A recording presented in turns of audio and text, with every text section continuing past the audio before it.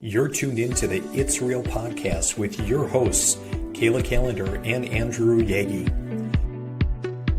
Each week, we'll talk about what happens behind the scenes working full-time in real estate and share with you real-life stories, our successes and failures as we work to help consumers and industry professionals reach their real estate and real-life goals.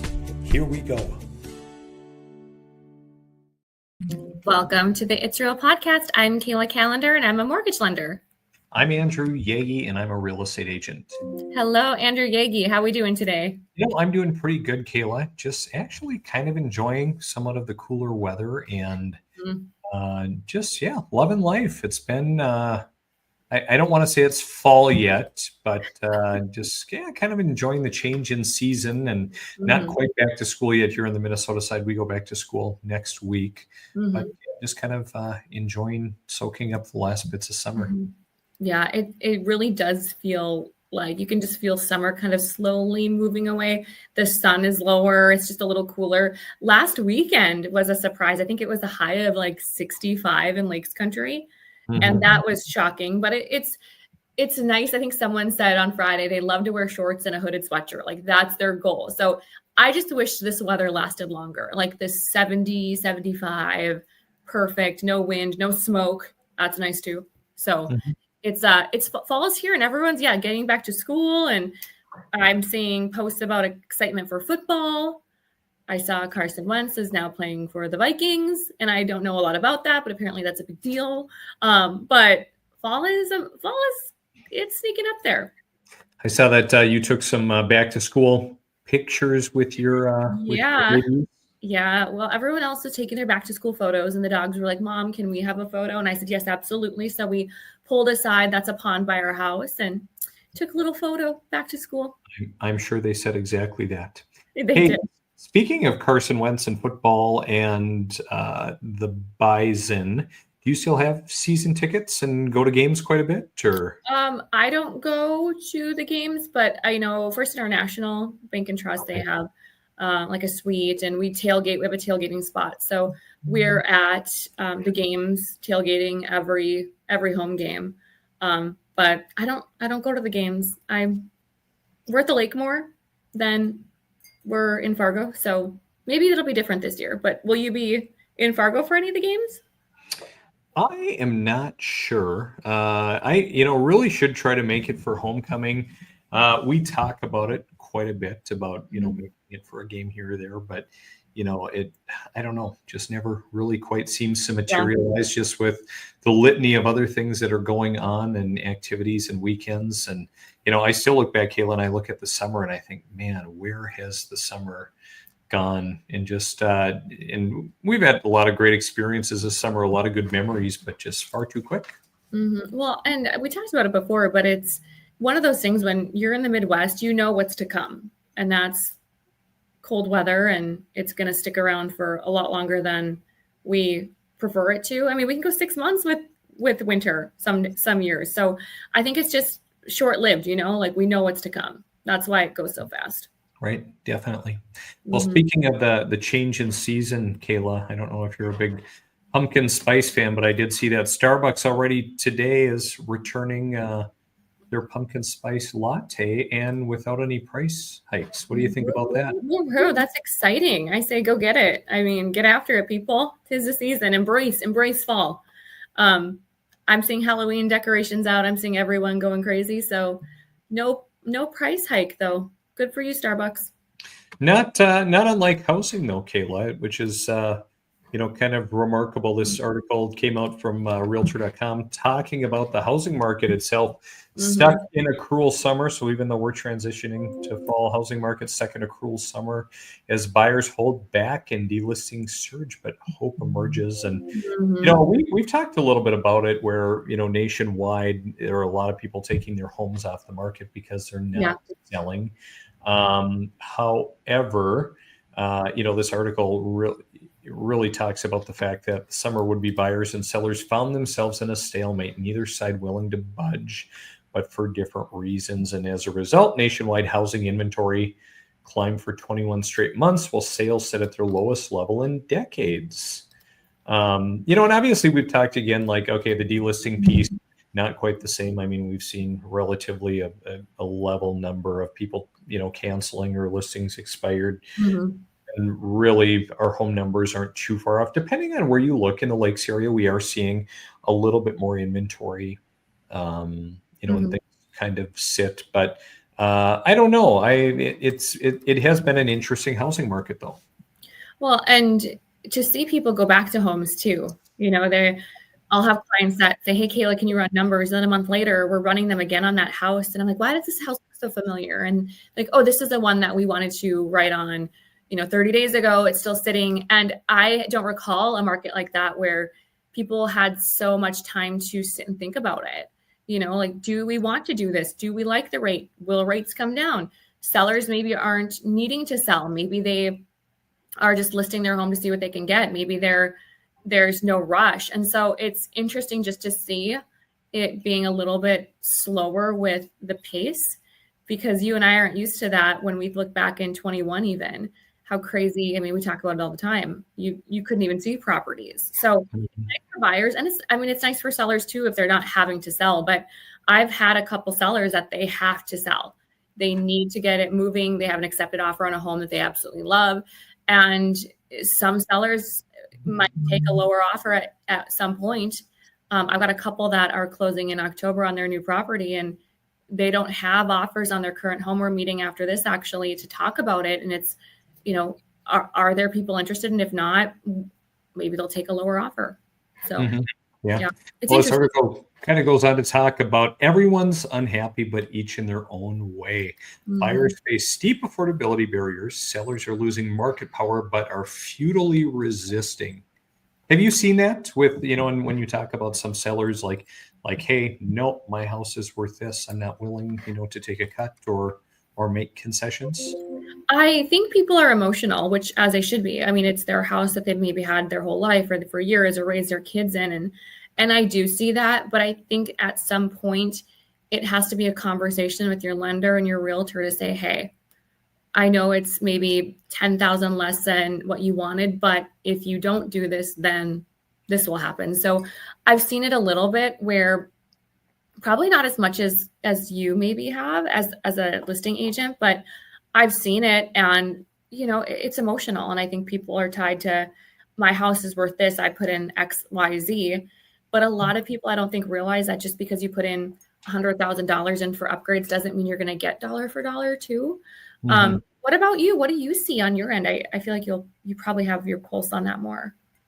Yeah, I mean, it's interesting. I mean, I think all of the above, again, we talk about in our immediate markets, just the fact that the Midwest is somewhat insulated just because we have, Mhm. more of a housing shortage than most other areas. But I, I see a market that's all over the board. Yes, I see some sellers that, hey, we think our house is up here value wise, or we have a certain goal, that we want to hit, which I can always appreciate and respect.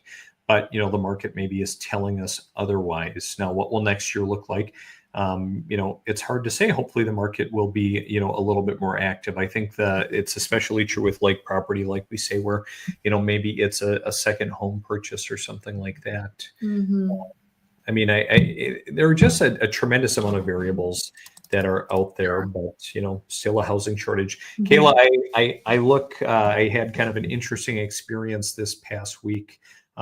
We're seeing in our market still, even though some homes are sitting in no movement. In some of our communities, it might be 60 to 80 days before a home goes under contract. I had buyers pursue a home and beat out four other offers. There were five offers on this property. Really nice home in a lower price point, highly desirable. And Kayla, they beat it out even with a USDA rural redevelopment loan.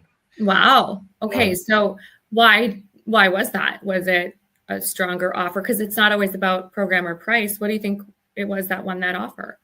Price and few contingencies outside of financing. So I think it is, and again, like we've talked in the past, like coming off of such a hot market within the last 5 years, boy, individuals who have had a FHA or USDA or VA loan, oftentimes Mhm. get tossed to the side. when there is a better offer or better type of financing, conventional or even cash. But it was actually really exciting for me because I haven't seen something like that, especially in such a competitive situation in a long time. But first time home buyers, really super excited, That's growing awesome. family. So it's really, really fun when you see people like that kind of Well, reaching their goals. and to have an opportunity, because we saw the market of FHA or contingent offer. No way, you didn't have a chance. And for a while there in 2020, 21, first time home buyers were just getting beaten out because some of them didn't have conventional offers and some of them needed FHA.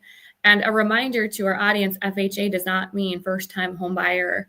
It's for anybody. Anyone can have an FHA loan. So I think that the possibility that first time home buyers have today to get an accepted offer seems a lot greater than it was back then. Mm-hmm. For sure. For sure. Mm-hmm. Kayla, we jumped maybe a little bit into the business side of things, maybe a little bit quicker than we usually do, but I want to jump back and touch on a couple of community things as well. So I saw on Facebook, it looks like you are taking part in an event with United Way. What's that all about? Yeah, so the United Way is having an event called Uniting Visionaries, and there's 15 of us that will be at the event today, and people in the community can sign up. And essentially, it's just a roundtable discussion. It's not like everyone's speaking on a topic. It's quite literally, we all are at a table, and it's like every 5 minutes, the people then rotate to the next table. So the people that are attending can ask these individuals, including myself, anything about personal branding, mentorship, your career, challenges, things that you've experienced, maybe things that you failed at really anything's on the table. And it's just allowing people to also co-learn. When you're with other people and they're asking questions, they might have the same questions you do. So it's a 2-hour event, and I'm excited to be part of it because a lot of times people will reach out to me, hey, can you get coffee, or do you have a minute? Can I pick your brain? This is a perfect opportunity for people to ask and pick the brains of 15 people all within a couple hour time period. So it's a really cool event, and I'll report back how it goes. Very, very cool. And, I like to think that our podcast is, probably the most followed and most relevant, but it looks like you had an even better experience recently getting to go on the Jay Thomas show, was it? Yes. So Tim Flackel, so he's on the board of directors with Homeward Animal Shelter with me. Really great leader in our community. He co-hosts, fills in, I should say guest host rather, and asked me to come on. So we talked all things, mortgage, a little bit of pit bull dog, conversation, but it's just a fun show. And what I love about Tim and that show in general is it's not just boring information. It's, spiced up and exciting, and, it's funny, and we can talk about things without it being super stale. And we had a lot of really good feedback about the show, and just a good opportunity to kind of just let the community know what rates are doing in the market and what we're seeing. And one of the questions was, about a TikTok myth, like things like that. And it's just nice to hear from someone local. So yeah, it was a good event, a little 20-minute show. So yeah. Very cool. It seems to me back and I noticed you're not the only real estate related individual on the United Way event. I see our friend Eric Hatch is there as well. So that's really cool, really awesome that you got picked to be a part of it. It seems like a great event. And that's honestly one thing that I miss about Fargo a little bit. And, just a bigger pond, more people, more variety, a couple of other people on there, that I know or have met recently. And, I just look like in Fergus Falls, we don't have, events, quite like that, or that are, and not to say that they're not impactful, but just not quite on that scale, just being in a little bit of a smaller place. So I think that's really awesome that you have some of those opportunities and that you take advantage of it as well, because not everybody, has a desire to do it, but I think it's really awesome to be able to give back. And I mean, obviously there are people out there that kind of look up to you as well, as a female in business and mortgage and everything else. And so obviously you're giving back in a sense as well, and kind of mentoring in a sense. Yeah. And it's, I think a lot of people think, they maybe see where you're at today. Like, oh, Kayla's doing a great job in mortgage, but to see what I did to kind of get here. Oh my gosh, the tears and the hustle and the grind. And one of the things that I always talked about was how I almost gave up on social media. And then now, I mean, last week I had 3 Instagram people reach out, just, that followed me, that just know me as a person. They're actually in Fargo. And so I think about, a girlfriend told me, that image of like a miner, I think it is like hitting like the wall and there's a diamond on the other end and he gives up right before he gets there. It's like a lot of people, they put in the work and sometimes you don't see the results for years and years later. And I will say, I feel like after about a decade, Andy, of just busting my tail and working hard and networking, you start to see people then know your name and trust you. And I think a lot of people think about personal brand. It used to be personal brand was more of like a influencer type feel, but it's really just your reputation. It's building your reputation and it takes time. And that's one of the things I'm excited to talk about, in the United Way event, is speaking about that and that it's really easy to get in your head and give up like that minor picture, but sometimes that diamond's just right around the corner, So anyway. Yeah. No, I know it. Well, and it's tough in business. Well, and just really finding balance, Kayla, I think is the biggest challenge because, I mean, okay, we get, especially in business or in not even in business, but in life, we get, fed so many narratives and so many ideas and you should be doing this, you should be doing that. Don't do that, and especially if you're out as an entrepreneur or trying to succeed in a sales related business. I mean, there's just so much noise and it's hard to know what to do or what to listen to. And so then, it becomes really, really easy to kind of say, what, forget it. And you might be, that close, right? Yeah. And I think it's, especially in sales, there's so many things thrown at you from CRMs to conferences, to books, to podcasts, to download this guide and download, pay for this newsletter. Like how many newsletters could we subscribe to and pay for? And, upgrade your version of StreamYard and upgrade your version of Zoom. And, you need this tool and that tool. And at the end of the day, if you can really just focus on, like, whenever I go to conferences that are important to me, normally they say pick 3 things from the conference because you're going to be given 100. And it's overwhelming as someone in sales because it's like, well, I should be doing this. And I saw this person doing this. And there truly is no exact, solution to, I guess, creating success. It's what works for you, but it's overwhelming. Yeah. I was sitting yesterday on a Delta flight and I brought a book with me. And this is one of my more favorite Catholic authors, but very good, just in general. Matthew Kelly has a book, Slowing Down to the Speed of Joy. Oh. And so when we're in business, and again, even those who may be working, kind of a 9-to-5 job working for a corporation or a private individual, they can probably appreciate a lot of the things we're saying, maybe on a smaller scale. Maybe, you're not forced to go to conferences and hey, you have to pick from any of these things to keep your business moving forward. But it talks a lot in here just about slowing down and enjoying life, just how wasteful we are with our time in our life. And I'm just getting into it. But there was early in the book, it was talking, and something I read yesterday, how it talked about people seemed to value their lives, or how little people seemed to value their lives as they were living them. How busy, terribly busy everyone seemed to be, mortal in their fears, immortal in their desires, and wasteful of their time. He noticed how even wealthy people hustled their lives along, ruling their fortune, anticipating a time in the future when they would rest. Mm-hmm. People are frugal in guarding their personal property, but as soon as it comes to squandering time, they are most wasteful. Mm-hmm. And they should be stingy with their time. Mm-hmm. It's so true. And I think a lot of people think, oh, I'll rest at some point or I'll slow down. But that's when you're present. That's when memories are made. That's when, when you can spend time with your children. And I think that this hustle culture we're in, it's still here. It is still, I thought about this years ago and I was so nervous to post if I was ever on vacation or if I was ever slowing down. And I thought people are going to think I'm lazy. And I would always just post, and I really wasn't slowing down. I was always working, but it's like, I see people now when they're posting their, with their kids, or they're taking a slow morning. To me, that is the definition of success. It's not, oh, you closed another deal. Like, don't get me wrong. Like, if you're passionate and you love to help people like we do, Andy, and we help so many families and it fills our cup, great. But what is also really cool is to see people slow down. It's like, that is like the new grind.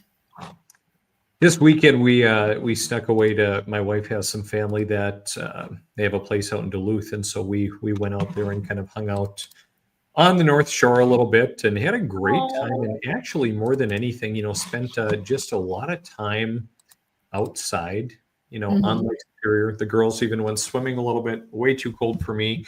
Yeah. But it was just a very thoughtful and very simple weekend. It was good to get away for the most part from the grind. Little technology and just, one-on-one time, just hanging out with family. And it was very refreshing and very appropriate as well. You talk about slowing down. That this weekend really resonated with that. Well, and it's hard to slow down. It's kind of you come from a farming family. Like I come, like my dad, my mom told me the other day on the phone on Friday, she goes, "You are just like your father." She said that, he would get to one point and then he'd want to go to the next. So I remember my dad writing on a calendar, Andy, and I'm pretty sure it was 112 hours. And he's like, 112 and circles it. And he would tell my mom, I'm going to get to 113 next week. And it's like, that was the definition of success. And it's like, okay, but how do you slow down? And being with nature, like you were with your family, like that, there's something about just being outside. That is the biggest thing I struggle with, both, being an entrepreneur, running a real estate team, and even being involved in ag. And again, having a family. Yeah. And it wasn't just in ag. I look at other businesses I've worked in, and, some of the old school mindset that says, hey, if there's work to do, it doesn't matter. If you don't have something to do, you better be out here working, because because out of principle, and it just doesn't resonate with me. I read, and I had a very great upbringing, great parents, but just looking at around just how parenting, changes these days, and how talking about how millennial fathers will spend just a tremendous amount of greater time with their kids than the prior generation, just because as society's changing and social norms and everything, just that it makes sense today, or resonates more with people, to spend more time with their kids than maybe our parents did. And it isn't a badge of honor, to go work all of those hours and do all of those things. And even this book talks about it too, and just said, hey, we squander our time, but yet if we're given the opportunity to work extra hours for more money, we'll do it, even though we're probably taking that money and buying material things and squandering it on just possessions that we don't need, when really what is most important, but the time spent with our family and friends. And it's, you don't get that time back. You look back and years pass you by. And, I look at my dogs and I'm like, oh my gosh, Colby's 10, like, where do the years go? And it's, you really need to, you just slow down. But how do you do that? I mean, what would you say is the one thing, Andy, that's helped you slow down, if at all? Just really looking, as I watch my daughters grow up, and, my oldest is coming up on 8. And, I read something one day where it says, hey, by the time your children are 12, you've spent the majority of the time you're ever going to spend with them. Like, at that point, they're getting more involved with activities, with friends. And, you're not as an important part of their life. So I really looked at that. I'm like, wow, I'm 4 years away from that with Ella. And, the other two aren't far behind. And so it's just like, okay, what am I doing? Who am I spending time with? Who am I surrounding myself with? What am I doing?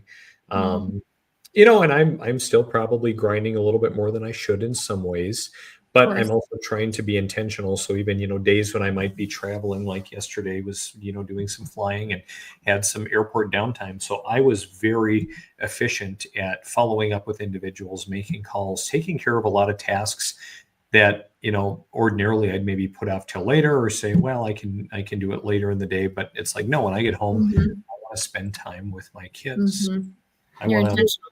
Yeah, I'm trying to be intentional. I love that. Amen. Good for you.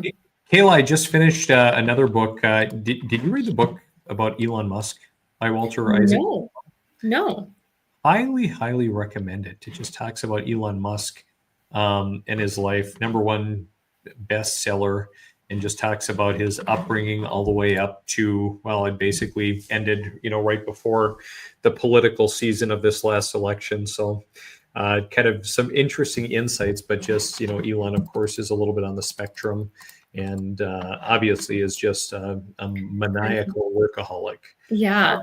However, very grateful for him and all of his innovation and just how he pushes, all of the norms, so to speak. And even was reading yesterday how, all of this technology and everything, just, especially AI, the things and the abilities that it's going to maybe give us down the road. And Elon Musk had in fact tweeted the other day and said there will be universal high income, not merely basic income down the road. Everyone will have the best medical care, food, home, transport, and everything else, sustainable abundance. So a lot of people laugh at Elon and say, this is kind of a pipe dream. But I look at, what he has, kind of put into play so far. And it's like, wow, like using technology ultimately to work less in the future. I mean, wouldn't that be awesome?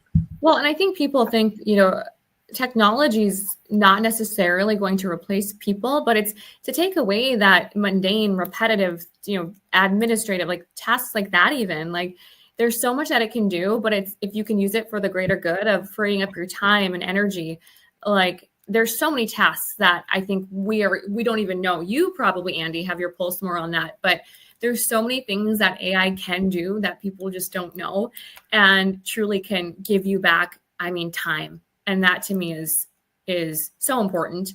And it's how do you utilize it? Not necessarily to replace you as a person, but to just take away the things that you no longer should be doing that you can offset. So yeah, I wrote that down though. Elon Musk.